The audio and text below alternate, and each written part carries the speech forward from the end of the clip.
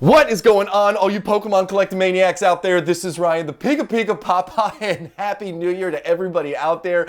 And speaking of New Year's, I can't believe it, but we just recently celebrated the 1-year anniversary of the launch of PikaPikaPaPa channel, and what an amazing year it has been. And I've really been debating hard about whether I wanted to do this video or not. And to be completely transparent with you all, it's simply because I think the first year of PikaPikaPaPa was wildly successful, at least for me in my terms. It exceeded all of my expectations, and I don't like talking about personal successes. It makes me feel icky. It makes me feel kind of like a tool bag when I sit here and I say, you know, PikaPikaPaPa channel was good. It generated this much revenue. But honestly, there were 3 things that kind of got me around the corner and led me to go ahead and sit in front of the camera and do this with you guys today.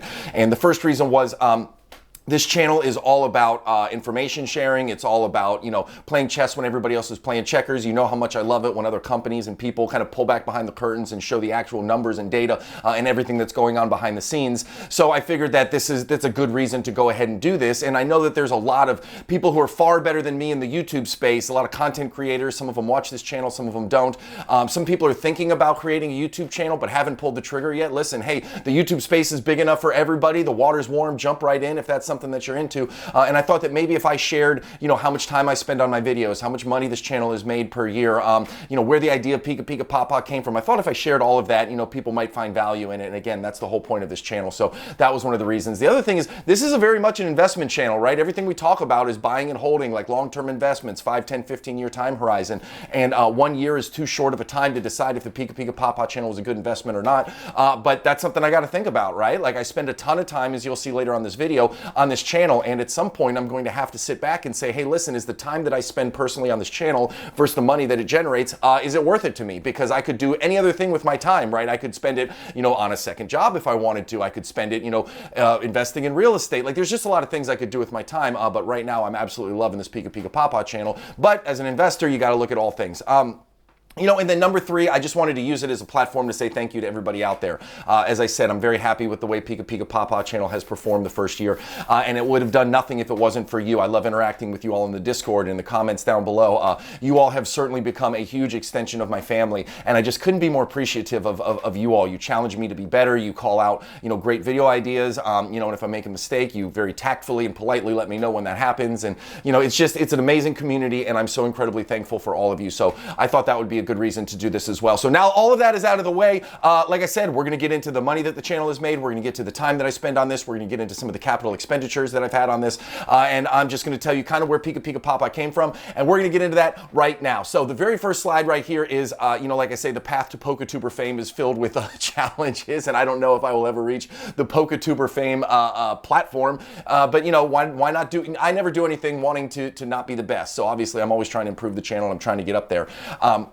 And speaking of that, you know, I started off my career in the sports card hobby. I was a big investor in sports cards for a long time, like 20 years. And I have a massive sports card collection. But 3 years ago, my oldest daughter came to me and she said, hey, Dad, I want to do with Pokemon cards what you do with sports cards. And I was like, frickin' game over, dude. Let's do it. So, of course, I did what most of us do. And I jumped on YouTube, right? Like, did you know besides Google, YouTube is the second biggest search engine on the internet, which is absolutely fascinating. So I just dove into the internet 3 years ago, got into YouTube and tried to consume as much content as I could. And man, there's some amazing content creators out there. Like, oh my gosh, it was amazing. I mean, I watched hours and hours and hours of YouTube really every single day, because before I invest in anything, I believe that you need to arm yourself with as much information as possible. And as much as I love the content and as much as I love the creators, I found a gap, you know, at least in what I was looking for. So I am very much a data-driven individual, and I want more than just, hey, this is a good investment. You know, I think this is going to perform well in the long run. Like, I want to see data trends. I want to see like analysis over how similar products have performed in the past to give us some idea of how similar products now are going to perform in the future. Like, I just wanted a little bit more. So I enjoyed a ton of the content, but I really wanted to find things with a little more value in it. And I didn't see that. And, you know, throughout the course of that journey, I also discovered what I didn't want to be. So understanding what you don't want to be is just as important as understanding what you do want to be. And I didn't want to be a chart reader, which is going to sound weird because I make a lot of charts, but I warehouse my own data. I create my own charts. I do my own trend analysis. Like, I have my own metrics that I make up.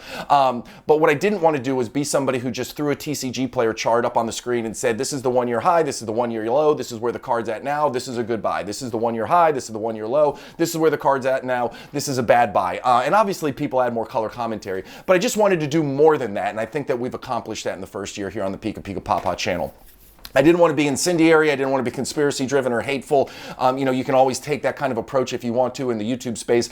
You get a ton of likes, you get a ton of subscribers. Like, people always like, you know, the other side of the coin. And I didn't want to do that, but I also didn't want to hide away from some of the bad things that happen in the hobby, right? Like when Fusion Strike had a bunch of products that were stolen, like a bunch of the super rare cards were stolen. Like, that's something we talk about. Like when the Pikachu with gray felt hat launched, like that was a disaster. We talk about that. Like Scarlet and Violet base set launched. I did a whole video on how I didn't like the set and I wasn't going to buy it. Like, those are things where, hey, we can talk about some of the challenges in the hobby, but there's a right way to do it, and then there's a more inflammatory way of doing it, and I just didn't want to do it on the more inflammatory side of things. I didn't want to be an opener. I didn't want to sit here and crack wax all day long and open up boxes and packs and all that stuff.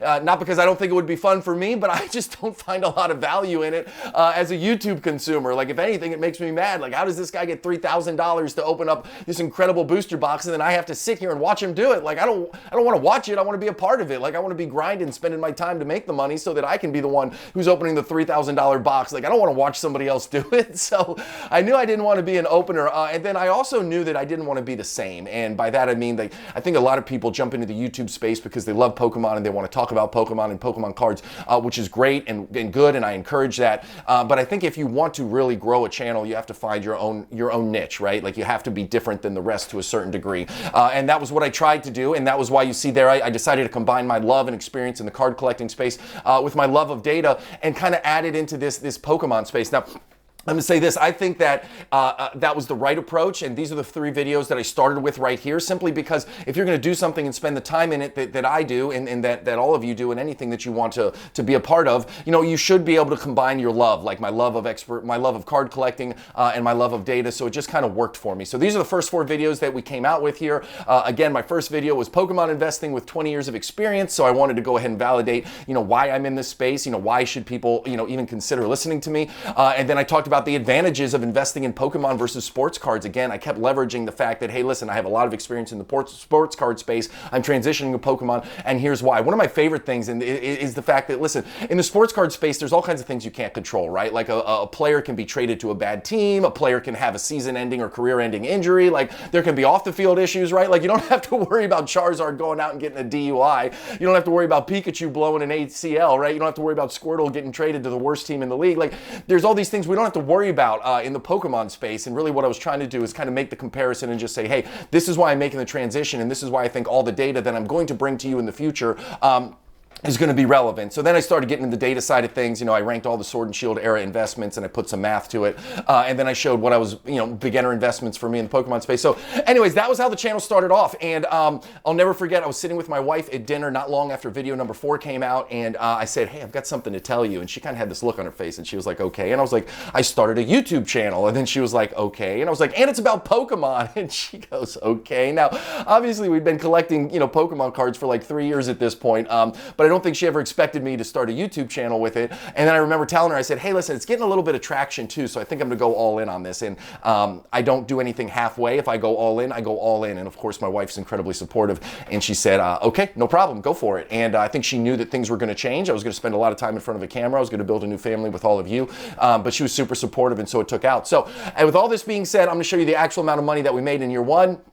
For all of this, the PikaPikaPaPa channel generated $1,234 in total revenue for the year. Now, yes, super weird. 1, 2, 3, 4 is the exact amount of revenue that we generated. I'm going to go through in the rest of this video and talk to you, you know, a little bit more about where that money came from and how it came to pass. But I don't like saving the big, you know, the big headliner to the end. I like getting it to you guys a little bit early. So that's it. That's how much the channel generated. Now, obviously, there was a lot of time that goes into this and a lot of expenses that went into that as well. So that's not a net number, but that is the total amount of number that the channel generated over the course of the year. So now let's get into this. We talk about subscriber growth, right? So when you're a YouTuber, you know, you need to race to get to 1,000 subscribers and 4,000 watch hours. Now, my videos are relatively long because, hey, I'm long-winded. I talk a lot. So my videos are relatively long and the content was halfway decent, so people would watch a lot. So I got to 4,000 watch hours pretty quickly, but getting to 1,000 subs was kind of the long pull for me. And it took me 125 days after launch to get monetized. Now, I understand that's really fast. Like in the world of YouTube, like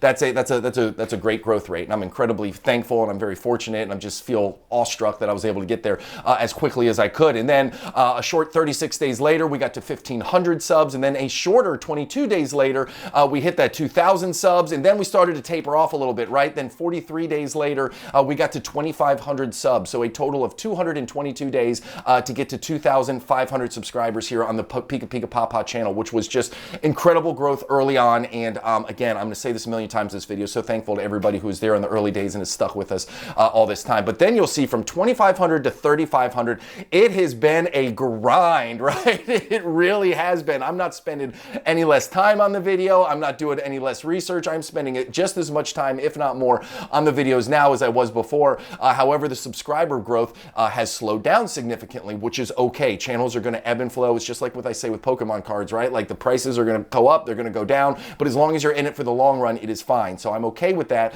But it has been a bit of a grind here as of late, getting from 2,500 to 3,500 subscribers. Now, what does that look like from a revenue perspective? Now, this is where I really started to learn a whole heck of a lot about the YouTube space. Is, you know, subs I think are important, but they certainly are not the most important thing in the world. Like the onus of making money is on me as a content creator. I have to create content that is worthy of your eyes and ears. I have to create content that you get excited about when you see the title or when you see the thumbnail. So when I see, you look at May and June, remember we got monetized in those months.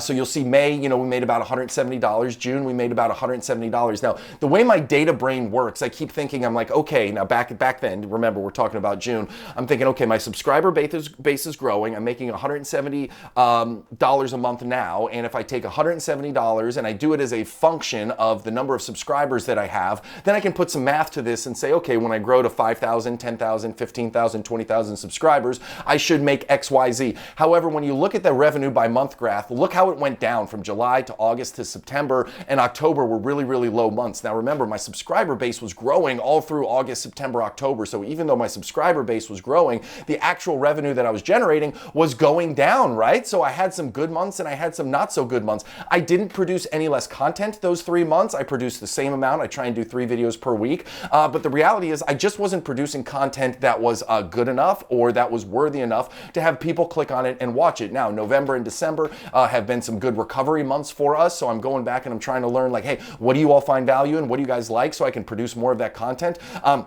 But for me, this was really, really interesting to watch how, despite the fact that the subscriber base was growing, you know, I saw my revenue by month actually come down over 3 periods, and really September and October were just, they were great. And let me say this too, I never for a minute don't think about how fortunate I am, the fact that I can sit in front of this camera, I can talk to you guys about Pokemon cards, I do all this fun research in the background, I warehouse years and years of worth of data. Like, even if I make $1 in a month, like, it is absolutely amazing to me, and I'm incredibly thankful for that. So I just wanted to show you guys the trends and how it kind of moves, you know, not in lockstep with the subscriber base. So the very next one right here is, I thought we'll look at the top 5 videos of the year for us, and go figure, Lorcana content was number 1. Now, I've said this before, me and my family, we are huge Disney people, so Lorcana just felt like a natural plug for me, and you know, so I did a lot of data dives, and that was actually a video I spent a ton of time on.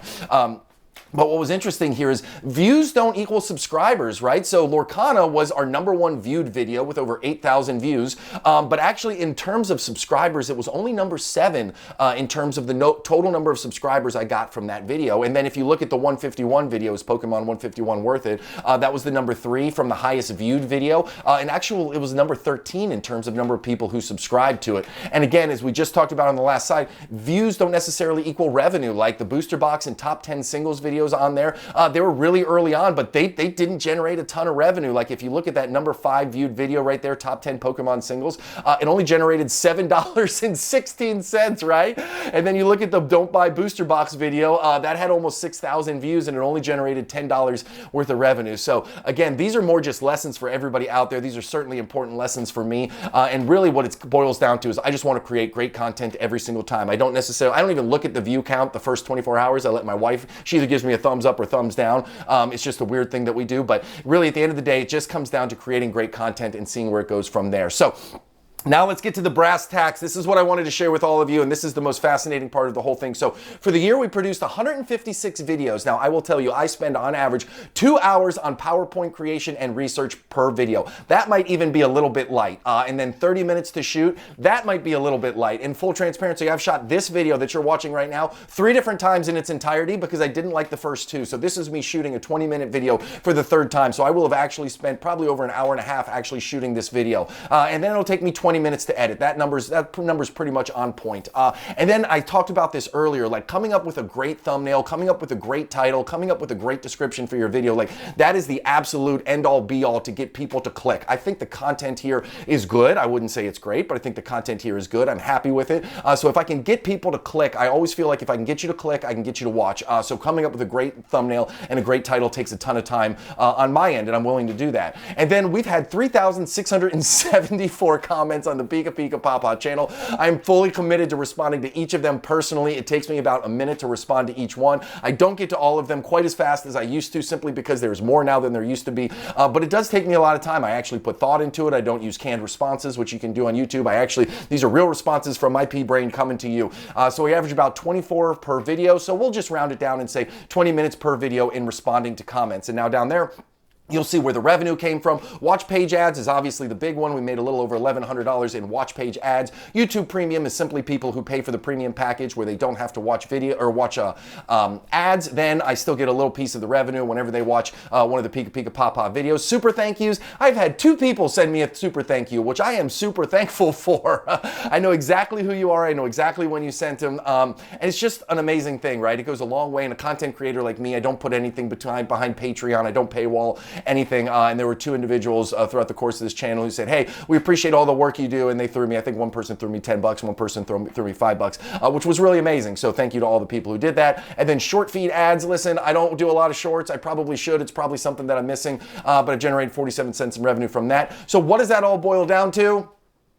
Spend roughly 4 hours per video, and now I rounded that down. So we'll say there's roughly 4 hours spent per video. 4 hours times 156 would be 624 total hours spent on videos. Again, I'm gonna round down to 600. Let's take that 24 hours off. We'll just round down to 600 hours total spent on the year on videos, which is about 11 and a half hours per week. Divide, and then you have $1,234 made by the channel, divided by 600 hours invested. That comes down to a pay check of about $2.06 per hour. And again, I know I laugh when I say that, but honestly, it doesn't bother me. Like I feel so fortunate and so lucky that I can make any revenue at all just by sitting here and talking to you about something I love so much as Pokemon cards. Like I'm fortunate to make any money at all. And I also will say this, like this is an investment, right? Like remember, we didn't get monetized till over 120 days after the content was created. So 4 months, we generated basically no revenue whatsoever. So hey, listen, it's going to be interesting to see where this channel ends up here in 2024. But so again, I take all of this with a grain of salt. Now, the money that we make is not just all for keeps, right? Like you all have seen me go through several iterations of what my background looks like, and I'm always trying to upgrade, you know, the content for you guys, not just from what is on the PowerPoint presentations, but also the way that I present to you. So you'll see in the very beginning, I was doing this from a hotel room, right? And then, you know, to the right of that, you'll see that I was doing it from my desk in my office, and then to the right of that, you'll see that I set up a little corner in my house with some more stuff there. And then you see the current setup we have today, right? So I've spent money on that. I have a TubeBuddy subscription, which I pay for every month, which goes ahead and is supposed to help me do this quicker. I'm not really sure if it does. The shelving behind me cost $100. I got that from an estate sale. Happy to do that. I got new lighting right over there. It's $100. I got a new camera right here. I have bought several new microphones simply because I haven't found one that I love. I think this one is a keeper. Spent $100 on that. So I've spent $750 in capital expenditures on improving the overall PikaPikaPaPa experience. So when you take that into actual before tax totals, now you take $1,234. You take off the $750 in expenses. Really, I only netted about $484. Again, that's before tax. You divide that by the 600 hours, it's really about $1.24 per hour. But as I said earlier, listen, it is okay. It is all right. This is year one. Like nothing happens great in year one. We're going to have to see how year 2 goes. And again, I just want to end this with a huge thank you with all of you. I hope you found value in me kind of pulling back the curtain a little bit and showing you what's going on here behind the scenes. I'm so thankful for all of you being here. The channel wouldn't exist if it wasn't for you, right? Like I would not have the drive. I wouldn't have the energy. Like yes, I'm a high energy person, but I kind of absorb energy around me, and you all have provided me with so much just good input and good energy that you get me excited to do this every single week. And I'm just incredibly thankful for you. I can't wait to see where the next year goes. And guess what? We're going to do this again. We're going to do another full year of PikaPikaPapa. I'm going to be absolutely all in. We're going to do our normal 3 videos per week. And again, this is going to we'll see where we land up in 2024. Again, I have no plans on ever stopping PikaPikaPapa, but you have to be a wise investor. You have to understand how much time you're spending on something and understand, is your time worth it, right? Like, there is nothing more valuable than your time. You can't get any of it back once it's spent, and you certainly can't buy any more of it. I have a beautiful family, and I refuse to have something like this interfere with my family time. So I've done a great job of managing the 2 of those things. Since I travel so much, I can do a lot of it on the road. I wake up super early in the morning. If I ever look tired, I wake up early in the morning to do this. That way it doesn't interfere with my family time. So right now, everything is moving in the right direction. The goal for 2024 right now is just to continue to provide you with a better level of value with every single video, 1% better every single day. So a final thank you to all of you. I hope you had a wonderful 2023. I hope your New Year's Eve was epic. I hope you're excited for a great 2024. And I can't wait to bring you all this awesome content for the rest of the year. So you guys have a great one. I appreciate you. Bye.